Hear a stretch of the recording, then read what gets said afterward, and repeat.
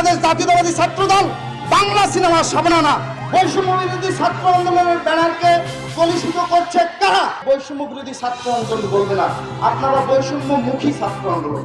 এটা ছিল একটি কমন প্ল্যাটফর্ম, একটি সামাজিক আন্দোলন। যৌক্তিক ছিল এদেশের মেধাবীদের যাতে প্রকৃত অর্থেই মূল্যায়ন হয়, সেই লক্ষ্য উদ্দেশ্যকে সামনে রেখে এই ব্যানারটি প্রতিষ্ঠিত হয়েছিল। সেই ব্যানারে আমরা বাংলাদেশ জাতীয়তাবাদী ছাত্র দল সহ অপর প্রগতিশীল ক্রিয়াশীল সকল ছাত্র সংগঠন সামনের থেকে, মাঝের থেকে, পিছনের থেকে, যে যার অবস্থান থেকে সর্বোচ্চ সমন্বয় করার চেষ্টা করেছে।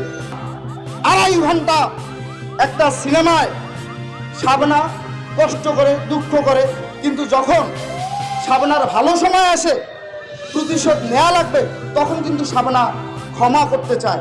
বাংলাদেশ জাতীয়তাবাদী ছাত্র দল বাংলা সিনেমার সাবনানা। বাংলাদেশ জাতীয়তাবাদী ছাত্র দলের এই রকম সামনের সারির নেতৃত্ব যদি আগামীতে কোনোভাবে আহত হয়, নিহত হয়, আমরা বাংলা সিনেমার সাবনার মতো আচরণ করতে পারবো না। ওগো, এদের ক্ষমা করো, আমরা ক্ষমা করতে পারবো না। আমাদেরও রক্ত গরম হয়, আমাদেরও শরীর গরম হয়। আর বৈষম্য বিরোধী ছাত্র আন্দোলনের নেতা কর্মী সমর্থক ভাইদের আমি উদ্দেশ্য করে বলতে চাই, বৈষম্য বিরোধী ছাত্র আন্দোলন একটি সামাজিক প্ল্যাটফর্ম।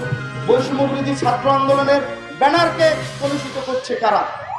বৈষম্য বিরোধী ছাত্র আন্দোলনের ব্যানারকে কলুষিত করছে কারা? এটা আমাদের প্রশ্ন।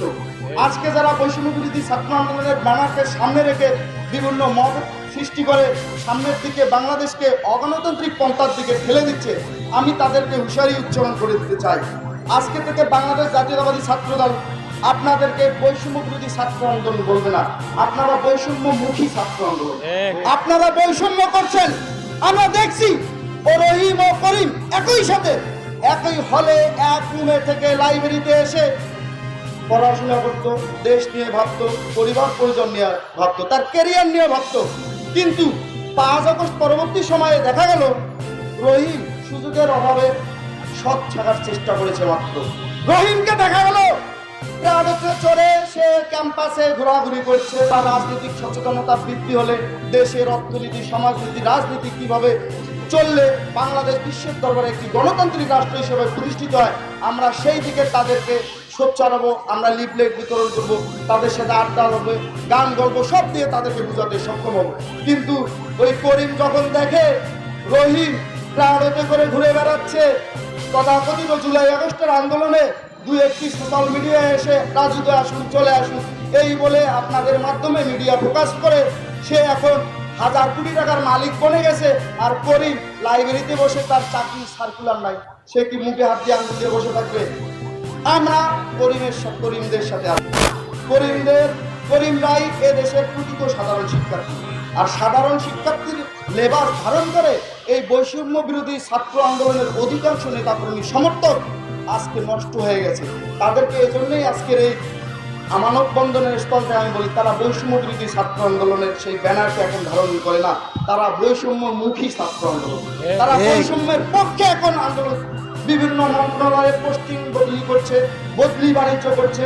কিন্তু করিম এখনো সেই লাইব্রেরিতে পড়াশোনা করছে। শুধু লাইব্রেরিতে পড়াশোনা করছে, শুধু কি তাই? দেখেন, গত 8 মাসে চাকরির পরীক্ষা হয়েছে কয়টি, সার্কুলার হয়েছে কয়টি? এই ঢাকা বিশ্ববিদ্যালয় ক্যাম্পাসে আমরা যারা ছাত্র রাজনীতি করি, তাদের ওইখান থেকে ইচ্ছা আছে জন্যই আমরা এখানে সচেতন মনে, অবচেতন মনে ছাত্র রাজনীতি করি। কিন্তু এখানে তো সবাই ছাত্র রাজনীতি করবে না।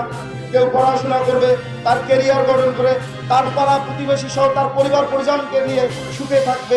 আমরা বাংলাদেশ জাতীয়তাবাদী ছাত্র দল সহ অপরাপর ক্রিয়াশীল ছাত্র সংগঠনগুলো তাদের শিক্ষার পরিবেশ নিশ্চিত করার জন্য প্রশাসনের বডির সাথে সমন্বয় করে আমরা কতটুকু আমাদের আচার আচরণ, চাল চলন নিয়ন্ত্রণে রেখে শিক্ষার্থী বান্ধব করতে পারছি, সাধারণ শিক্ষার্থীরা দেখবে। তাই সাধারণ শিক্ষার্থীরা তো রাজনীতির রাও বোঝে না, রাজনীতি নিয়ে অনেক সময় সচেতন থাকতেও চায় না। আমরা যারা রাজনীতি করি তাদের কাজেই হলো, সাধারণ শিক্ষার্থীরা একেবারেই রাজনীতি বিমুখ হলে একটা দেশ গণতান্ত্রিক পন্থায় চলতে পারে না। তারা